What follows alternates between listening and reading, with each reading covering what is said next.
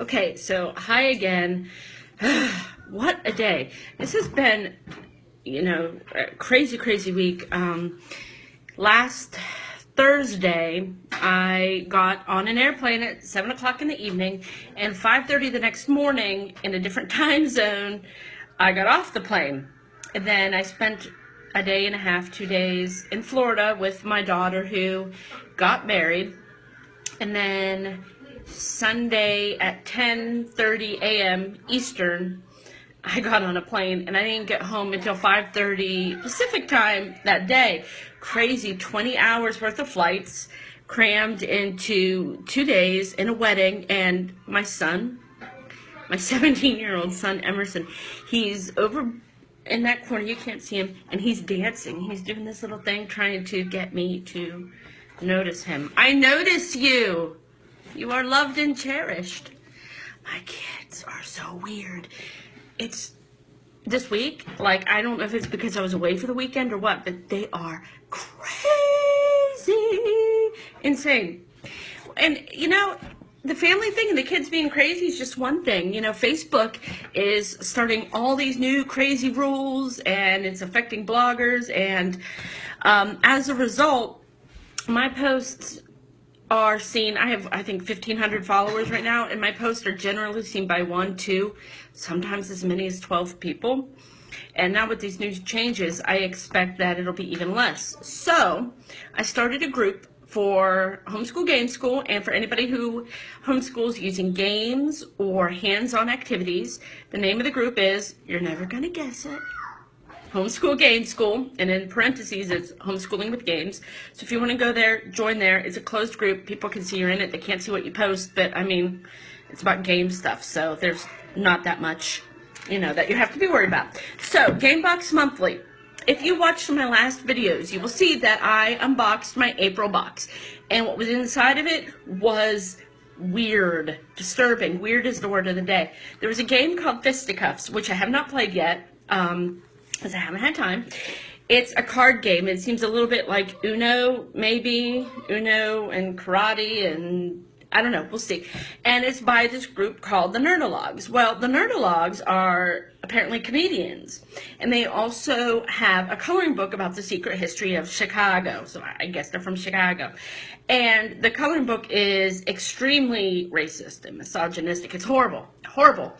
And so I talked to Gamebox Monthly, and they apologized. They got a copy of the coloring book, and they agreed that it was not appropriate whatsoever. And it was thrown in there to make the value of the box, which would be okay. I don't mind a low-value game once in a while.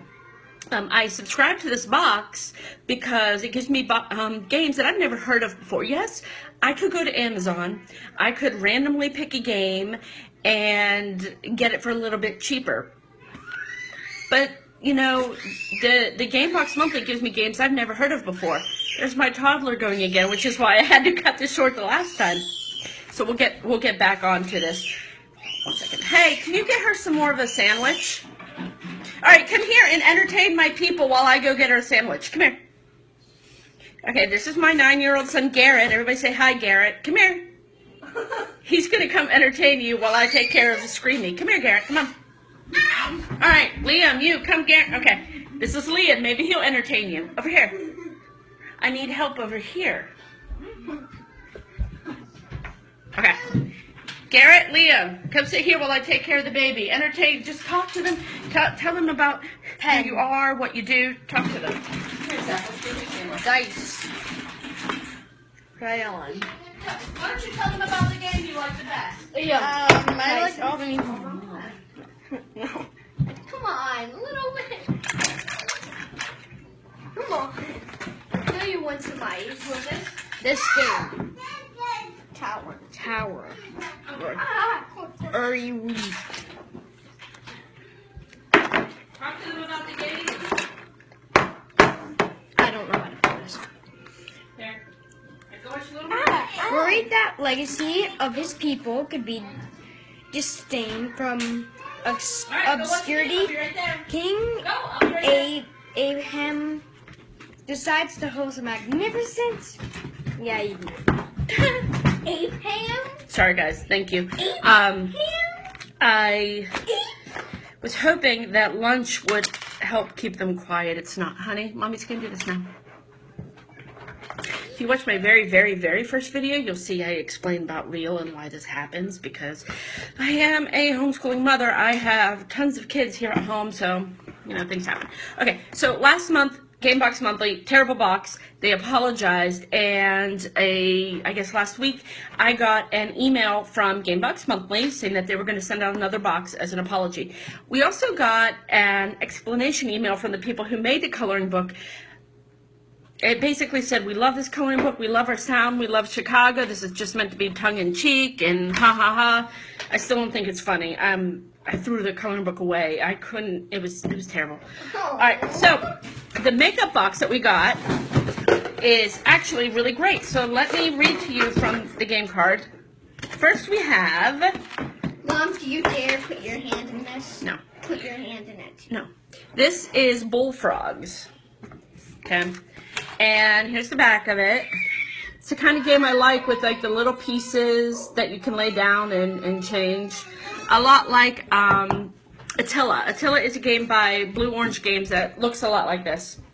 But it is Bullfrogs by Thunderwork Games.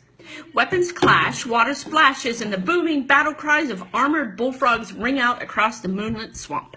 Amphibian armies leap from lily pad to lily pad in their desperate struggle to win control of the pond. A great game for kids and adults alike. Kid-friendly game. Bullfrogs demands its players anticipate 3 to 4 steps ahead and understand the ripple effects of every move to ensure their victory on the battlefield. Okay, so it is a lot like Attila. You lay your pieces down and you make your moves, but you always have to be thinking ahead and see what the next people are going to make. Okay, so then we have, and this is one I actually have wanted to try for a little while, Tower. Okay, yes I did, and this is by Undine Studios. So I'm going to turn it upside down here so I can read it to you, okay? Worried that the legacy of his people could be destined for obscurity, King Ahem decided to host a magnificent competition in his dry and dusty kingdom of Meeplestand. Issued to neighboring regions, he called for only the most skilled architects to aid in the construction of a grand tower, one so tall that it would touch the heavens. In Tower, players take the role of talented architects who must collect, purchase, and build their way to victory, but watch out for the unsavory thugs of the black market who would happily help you along just as quickly as they would stab you in the back. It all depends on who's footing the bill. The first player to build 3 tower segments is the winner. And if you look in the back, you'll see this is a lot like Bullfrogs with the different pieces that you lay down. It's not one game board. And you got some little houses that look kind of like Monopoly houses there. So this is interesting. Oh, and one more thing to add. Bullfrogs, there was some extra dice. And it says it's the solitaire variant, so you can play it on your own. Bullfrogs, it says ages 8+, and it has a picture of a tadpole and a tadpole with legs. And 2 to 4 players, I'm sorry. But it looks like they sent you the extra kit so you can play a solitaire version as well, which would be nice for when the kids need quiet time like today. I mean, level with me. Is this happening for everybody this week? Is it like, I don't know, senioritis or something like that? I don't know. My kids have been off the chain this week. It's crazy. All right, so, and then we have Tower, which was the other game. 1 to 4 players. Ooh, that's nice. Another one that people can play on their own. 45 minutes, ages 8+. So we got those 2.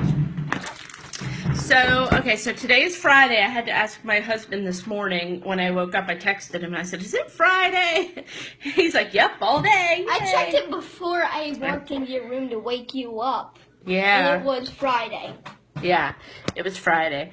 So we have this weekend coming on, and then next week I'm going to try to do some more live videos as I can squeeze them in with the children between their activities. We have a ton of doctor's appointments next week. We have this FSA thing, right? And you have to use all your money up by the end of May. Well, I have to scramble to use up all this money by the end of May. So we all have a bunch of doctor's appointments coming up. So I'm going to try to fit it in. I have some topics that I would like to discuss, and I will take requests. But one of the ones I want to talk about is year-round homeschooling. In one of the groups I'm in, it's Homeschool Scopes, and anybody who is a homeschooler can join, and it's so you can be hooked up with people who do live videos or people who do Periscope videos. Very, very helpful group. Really lovely women, very, very nice. They somebody asked a question about year-round homeschooling, which is what we do. So, I mean, we've always just done it. So, I wanted to discuss that, pros, cons, what a schedule might look like, that sort of thing. And then some of the other things I want to talk about are year-end evaluations, because we're coming up into May, and a lot of states require year-end portfolio evaluations or testing, so I want to discuss that as well. So if you have any concerns or anything you want me to address on those topics or any other topic, just go ahead and you can let me know at facebook.com/homeschoolgameschool, or at the group, which is on Facebook, also called Homeschool Game School. You can send me a PM. You can email me, homeschoolgameschool@gmail.com is the one that I check the most. Go to homeschoolgameschool.com, sign up for the newsletter, all that good stuff. And I'm going to end now and maybe get myself some lunch since they're fed and watching a movie. And maybe I'll have time to make some coffee. Wouldn't that be great? I want you all to have a wonderful weekend, and I will see you next week. Bye.